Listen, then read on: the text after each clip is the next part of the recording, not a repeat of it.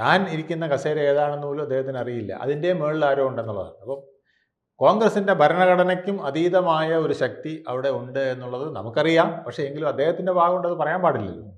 അദ്ദേഹം ഇരിക്കുന്ന കസേരയെ മലീമസമാക്കുന്നതാണ് ആ വാചകം. അത് അദ്ദേഹം പറയാൻ പാടില്ല. നമുക്കറിയാമെങ്കിലും അദ്ദേഹം അത് പറയാൻ പാടില്ല.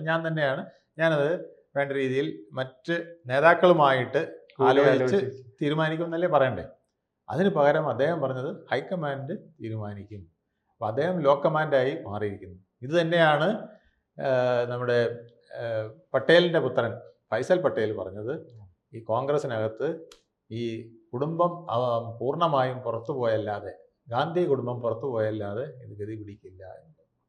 അതിൻ്റെ മറ്റൊരു അവസാനത്തെ ഉദാഹരണമാണ് ജാർഖണ്ഡിൽ ഇപ്പോൾ കണ്ടത്.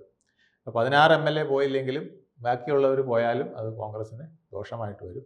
കൂടുതൽ വാർത്തകളും വിശേഷങ്ങളും നിങ്ങളിലേക്ക് എത്താൻ ABC മലയാളം സബ്സ്ക്രൈബ് ചെയ്യുക, ബെൽ ബട്ടണും അമർത്തുക.